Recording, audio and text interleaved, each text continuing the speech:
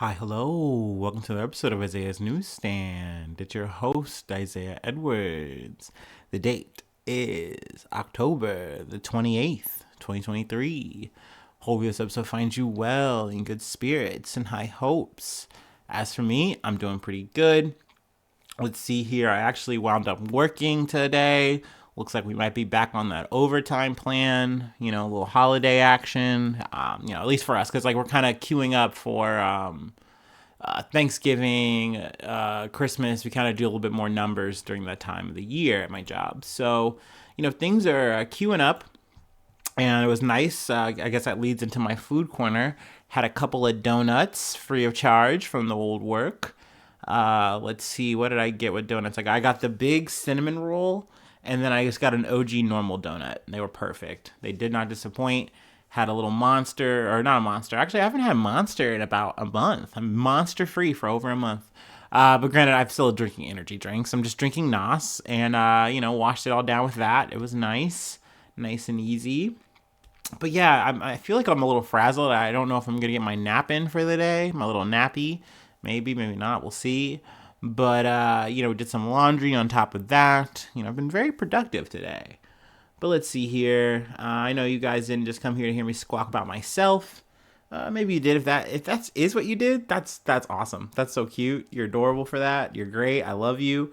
But I'm sure there's hopefully some people is here for the news as well, and maybe hear my 2 cents about it. I don't know. That would also be cool. I think if you're doing both, that stacks up really well. That's a good combination for me anyway. Anyway, let me start off with a bang, and then we will get into some news.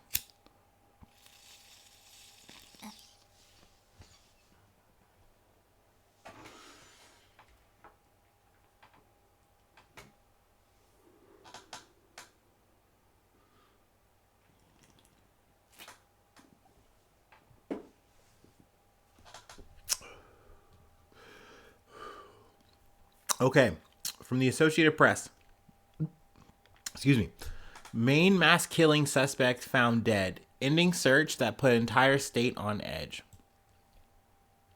The Army reservist who opened fire in a bowling alley and then at a bar in Lewiston, Maine, killing 18 people, was found dead Friday from a self-inflicted gunshot, ending an intensive 2-day search. Excuse me, ending an intensive 2-day search that had the state on edge. Robert Card, a firearms instructor who grew up in the area, was found dead in nearby Lisbon Falls. Governor Janet Mills said at a Friday night news conference. Like many people, I'm breathing a sigh of relief tonight, knowing that Robert Card is no longer a threat to anyone. So I mean, obviously, there's some testimonials, comments and stuff, from people, from Maine, from Lewiston, and everything like that. It does look. I think he was like found at the job he was fired at, which I think was like a marine recycling thing. Let's see here. Card, 40 years old, of Bowdoin, was an U.S. Army reservist. Leo Madden, who said he ran Maine Recycling Corp. Not a Marine thing. I'm sorry. For decades, told the Associated Press that Card worked there for a couple of years and nothing stood out. Nothing about him stood out. Madden said he didn't remember when Card was employed or whether he was fired or quit. Last summer, Card underwent a mental health evaluation after he began acting erratically during training. A U.S. official told the Associated Press. A bulletin sent to police across the country shortly after the attack said Card had been committed to a mental health facility for 2 weeks after hearing voices and threats to shoot up a military base. It's also said something I didn't add in the previous episode where we talked about this, that he didn't have any actual combat experience, but he did have a lot of combat training. So that was something that was like a big fear. Obviously he's, used his assault rifle. Also, there was a gun they found on him, but they don't know if he actually used that in commission of, the acts, or if that was just done, to take his own life. So I don't know. I feel like we're more or less up to speed on that. I don't really want to dwell too hard on it. I know I do, sometimes often will, list out the names, but I mean, in this situation, there's just so many people, sadly. Not even in this article, they even cover everyone. They almost just do highlights, and I've seen other kind of news publications just kind of like do that where they isolate it. And that is sad, right? Like, it's literally just so bad at this point. Like the shootings have become so prolific, and then like they're just so big, the tally of people, like these are all people, and in some moments, like, yes, in this moment they did something heroic and that was like a highlight, or they meant a lot to this person or this group, community, what have you, so this is why we're talking about them. But like, truly, all these people who died, they mattered, they were important, and just like that, they're gone. And I know, there's been, some, rumblings. Like, of course, like, the politicians of the area, they were kind of, even though they were Democratic, were like, oh, actually, I was wrong. We should have better, restrictions on guns. But I don't think that's really going to change too much. Sadly, this shit is kind of often in one ear and out the other. We just kind of have a reaction for maybe a couple months at best, and then it tempers out. Sadly enough, there's just not any change. There's not any reform.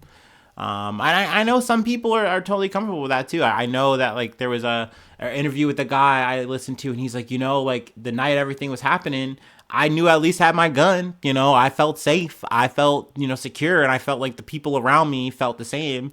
And it's like, I mean, yeah, okay. I guess that helps you sleep and feel better. So I don't know, man. But yeah, I don't really want to get too much in the weeds on the, the aftermath, the conversation, the discourse, if you will, whatever. But there's other things we want to talk about and cover today. Also from the Associated Press, an Iranian teenager injured on Tehran metro while not wearing a headscarf has died, state media say. An Iranian teenage girl injured weeks ago in a mysterious incident on Tehran's metro while not wearing a headscarf has died, media reported Saturday. The death of Armida Geravand comes after her being in a coma for weeks in Tehran after the 1-year anniversary of the death of 22-year-old Mahsa Amini, which sparked nationwide protests at the time. Geravand's October 1st injury and now her death threatened to reignite that popular anger, particularly as women in Tehran and elsewhere still defy Iran's mandatory headscarf and hijab law as a sign of their discomfort with Iran's theocracy. I mean, more or less, the state has kind of stuck with the line that this was like a blood pressure thing and or a fall. I know that is quote unquote reinforced by the parents, but I mean, that more or less just feels like it was at gunpoint, that statement by the parents, you know what I mean? They kind of just, they don't have a choice in that situation. I mean, obviously it's outrageous. It's sad as hell. The morality police is just out in force still. That hasn't changed. I haven't heard too much in terms of any kind of like protest action or anything like that since Geravand has been put in the hospital since her death. But I mean, that also kind of makes sense too, because a lot of the lens is focused on, situation in Gaza and situation, with Israel and Palestine. And I feel like even Iran is looked at in a different lens right now, because it's like, well, this is like, the enemy, and they're what are they doing? What are their movements? But like, meanwhile, they have their own, issues and stuff that are, obviously still very, very much like very important to talk about. So, I don't want to lose sight of that. And, I do feel like her death is important, and it's sad, and it's something that, we do as a, a society have to like really, say, hey, even though this is something that's only happening in Iran and Afghanistan in terms of like these strict hijab laws and things like that, we need to be talking about it. We need to have that conversation. We need to be calling that shit out. I mean, I really hope that there is some kind of change here, but like once again, it's just hard when you know that the state has just such a hold on things. It is very hard to orchestrate that. Even with organizing protests, and literally they will just come out and be like, "Oh, we'll just shoot some of you guys. How about that?" And it's like, well, what do you do? It's very hard. But yeah, let's keep it moving. Let's keep on chirping and talking. And we're actually going to move back to the States. It's a bit of a zigzaggy episode. Still sticking with the Associated Press. They're kind of the main ones for this episode. Shout out to them, I guess. Robert E. Lee statue that prompted deadly protest in Virginia has been melted down. A statue of Confederate General Robert E. Lee, just a big fucking old loser that people just cannot let go, that was a local focal point of a deadly white nationalist protest in 2017, has been melted down and will be repurposed into new works of art. The Jefferson School African American Heritage Center, a Charlottesville-based Black History Museum, said Thursday that the statue had been destroyed. The Charlottesville City Council voted in 2021 to donate the statue to the Heritage Center after it proposed a Swords into Plowshares project that would melt the statue and repurpose it into public art that expresses the city's values of inclusivity and racial justice, according to the proposal submitted to the city. The statue was taken down in 2021. Protest over the plan to remove the statue morphed into the violent Unite the Right rally in 2017. It was during that rally that James Alex Fields Jr., an avowed Hitler admirer, intentionally drove his car into a crowd of counter-protesters, killing 32-year-old Heather Heyer and injuring 19 others. Fields is serving a life sentence. Fucking another fucking loser to talk about. I never understand the idea of being in a protest and like you're mad and you're mauling and you're like, oh, you know what? I'm just gonna run over people. Like what kind of spineless ass fucking shit is that? And not to mention, dude, everyone sees you. Everyone sees your fucking car, your license plate. Like you're the dumbest motherfucker alive. Fuck you, dude. Yeah, it is one of those things where I was kind of glad to talk about this too because I wanted just to bring this up. It is a very important moment, I feel like, in recent history in America, because it really did highlight like the sentiment that was not just growing and had been there for a very long time. Like I think in so many ways we thought as a society here in America, like, oh yeah, we got Barack Obama, we fucking solved racism, like we did it, dude. But like nowhere fucking close. We just merely did a symbolic fucking high five with each other, and we got a black man in office, and that was fucking neat. And isn't he cool? Isn't he so suave? But like no, shit was brewing and brewing and brewing, and I think the Unite the Right rally. Motherfuckers like Richard Spencer, not that I'm plugging this motherfucker, so glad. I've never seen a motherfucker so, I was so hyped to see a motherfucker get punched in the face. Just a bunch of freaks. And it was good to see this shit on camera because it reminded me that the shit is not done. It's not gone. Like, you know what I mean? We didn't beat anything. Nothing has changed. In fact, it's only gotten worse and it's getting worse. And sure enough, here we are in 2023. But anyway, back to 2023. I guess we gotta, keep moving through the years. Two groups that sought to preserve the statue sued last year to try to block the city from donating it to the Heritage Center, but a judge tossed out their case. At a news conference Thursday, Heritage Center officials said they now plan to solicit proposals on how to repurpose the statue. The center hopes to pick an artist next year and is conducting a $4 million fundraising campaign. But for now, the bronze from the statue has been molded into ingots, stamped with the words "Swords into Plowshares," some of which were on display at the news conference. So fucking hell yeah, dude. Fuck you, Robert E. Lee. Fuck the Confederates. You guys were fucking losers. Sorry you didn't have the fucking money to ball, bitch. Oh, it's so sad. Oh, the Anaconda plan, just too tough. Oh, George Foreman, so strong. Yeah, it fucking sucks, man. And then Ulysses S. Grant became president later on. It just sucks to suck, man. It just, blah, what a fucking loser. Anyway, it is what it is. I do relish in this kind of shit. I do think the project is, a cool, interesting project. I'm interested to see, what the art is going to become from here, from these ingots. And anyway, we're on this racial conversation, this racial subject. Let's just continue. I figured I'd bundle it for this episode. From People, BBC anchor Laura Trevelyan quits job to atone for sins of ancestors who owned 1,000 slaves. Okay, this is a doozy, and this is definitely one where I'm plugging it like as a source, but also saying, hey, I would definitely tell you to read it because it's an interesting one.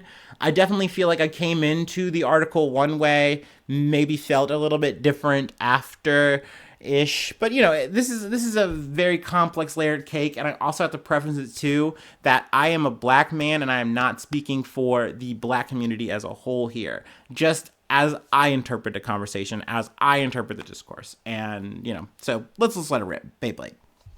For 30 years, former BBC journalist and news anchor Laura Trevelyan traveled the world reporting on some of the biggest stories of our time. While covering the aftermath of the murder of George Floyd in 2020, Trevelyan had an epiphany. It was time for her to confront her family's role in the horrific era in history, the slave trade. So we already love where this is going. Trevelyan's aristocratic ancestors owned more than 1,000 slaves in the Caribbean island of Grenada in the 18th and 19th centuries. Let's see here. After Britain abolished the slave trade in 1807, though slavery itself didn't end until 1833, slave owners negotiated compensation for the loss of property in 1834. The Trevelyans received an equivalent of what would be $3.6 million today.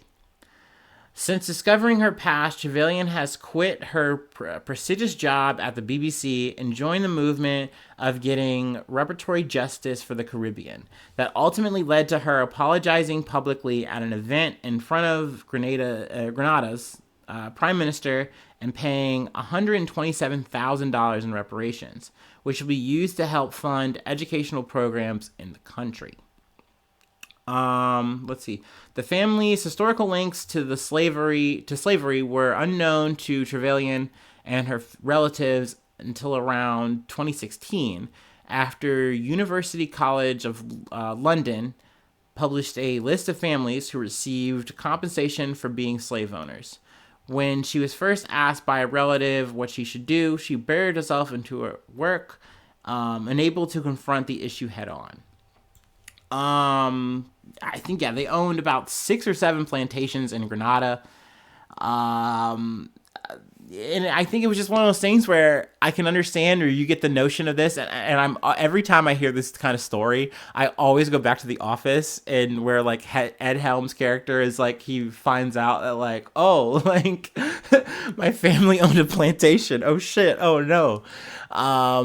It is one of those things where I get that this is a very complicated subject because you're immediately faced with something that like you had nothing to do with, you and of yourself. Like you probably aren't racist. You probably aren't like, oh yeah, I love slavery. Slavery is great. I think we deserve this kind of thing. And these people aren't humans. No, you probably don't think like that. You're probably a normal, hinged individual. And so now you're looking at your lineage. You thought you were just gonna have a little fun Ancestry 23 moment, and it's like, oh, ooh, this is icky, this is nasty, this is gross. What do I do? The answer, I don't fucking know, dog. I truly don't. I do admire Trevelyan here for saying, hey, I'm gonna think on this. What am I gonna do? I'm gonna say sorry. Okay, but not only am I going to say sorry, I'm going to say sorry in a way that actually works in a capitalist fucking society. I'm going to put up some fucking money. I'm going to put up some fucking bread. Though, granted, it has been said and challenged to her, yeah, you put up $127,000, but like your whole family made 3.6 mil, estimated. So plus all the fucking trauma, we ain't talking about that. We're going to get fucking legalistic here. And I think this is one of those things where it does become a spiral. And so what I initially kind of thought was like a white guilt story.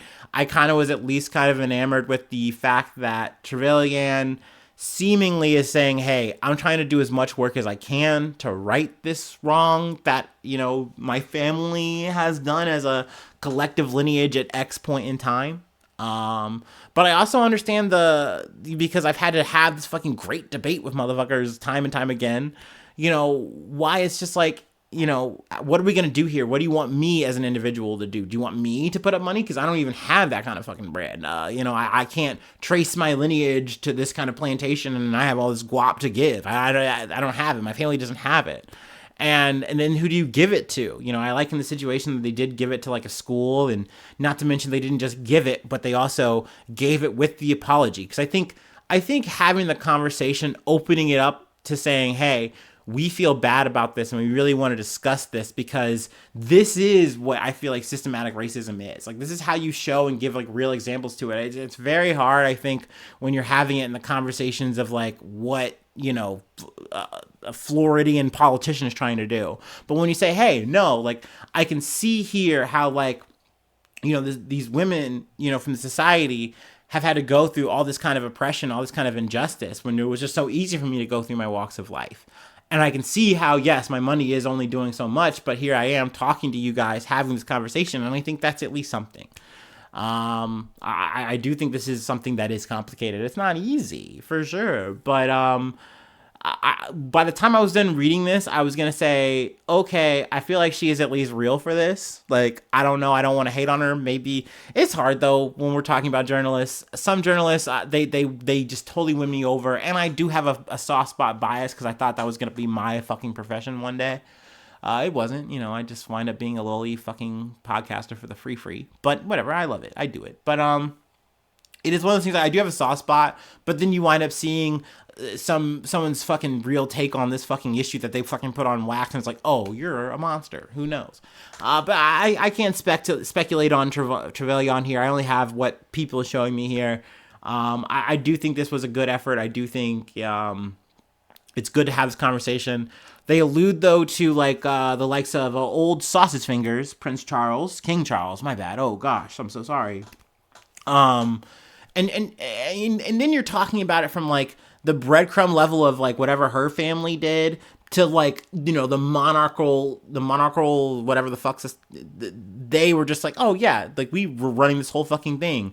And like, I love that, like, of course they're not ready to have this conversation and they're trying to in so many ways. I've heard, little podcast episodes about it and like, how they're struggling with it, how they're, and we've talked about it, I think, where we're like, even their coronation ceremony bullshit, they tried to scale it down because they didn't want to make it feel so opulent. And we're showing all the fucking wealth that we've hoarded from other fucking countries and people that we've oppressed. You know what I mean? Like, so it's like, yeah, sweetheart, that's really great that you're doing what you're doing. And like, you're saying, yeah, we're really having the conversation and it's hopefully going to get cycled upward. I highly doubt that. I fucking highly doubt that. But it would be lovely if it did. On that note, we'll move along to the last beat. Back to Associated Press yet again. We have one more thing to cover, and then I will let you go. You can enjoy your Saturday. I'm gonna, take my break. You know how it goes.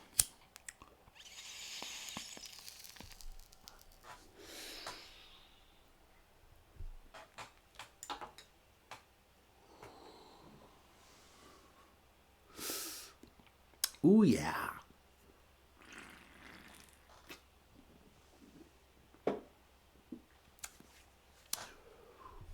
Yummy, yummy. Ooh. Auto workers and Stellantis reportedly reached tentative contract deal that follows model set by Ford. Clap it up, babies. Let's go. Let's go, Newsies. Let's fucking go. We love to see it. Jeep maker Stellantis has reached a tentative contract agreement with the UAW that follows a template set earlier this week by Ford. Two people with knowledge of the negotiation said Saturday. Let's see here.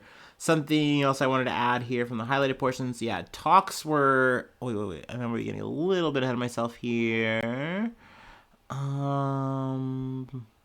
Nope, no, we're good. I can read my little highlight part. Talks were underway with General Motors on Saturday in an effort to reach a similar agreement. Over 14,000 workers at GM remain on strike at factories in Texas, Michigan, and Missouri. The union began targeted strikes against all three automakers on September 15th after its contracts with companies expired. Also, yeah, this is the other part I missed. The Ford contract, the Stellantis deal, would run through April 30th of 2028. So, I mean, this is just such a great fucking win. This is such a cool fucking weekend for unions, in my opinion. I'm giddy about it. I'm just stoked. I'm really excited. This does fill my heart in a way because it's people getting what they deserve. It's just more money. And even then, I know. Like, it's not truly what we deserve. We always deserve more. Like, at the end of the day, we deserve a truly living wage. We deserve so much more than just that. That's just the breaking the surface. But I think this is it. Like, this is as optimistic I feel like I can get is when these kind of moments happen. So, let's fucking just squirt the relish on this shit. You know what I mean? Let's enjoy it. But yeah, that's more or less the episode for today. I think I've kept you long enough. Yeah. Let's see. I do got to chill a little bit. Patreon.com/Isaiah News if you'd like to support the effort. You do become a newsie. I shout you out at the top of the month. I plug a project, thing you're doing if you'd like. Let's see here. Also, free ways to hit me up, IsaiahNews1@gmail.com. I'm on all the socials. Please subscribe to the YouTube. That also helps out a lot. Hit the bell on any of the apps you're listening on. Hopefully you leave a good, great review. I do appreciate all the comments. It really does mean a lot. I read a comment the other day, and that just it warmed me up. It means the world to me that, like, I'm saying stuff that needs to be said and that people are hearing it. Like, yes, is this a vain pursuit? Of fucking course it is. But I do this shit because I care about what's going on around me. I think it's important to talk about this shit, cover the shit, give it a place to breathe and exist. And I appreciate you guys listening and vibing to it, reacting to it, what have you. You guys really mean a lot to me, and I love you guys, and hopefully I see you soon for some more good news. I love you. Bye bye. Mwah.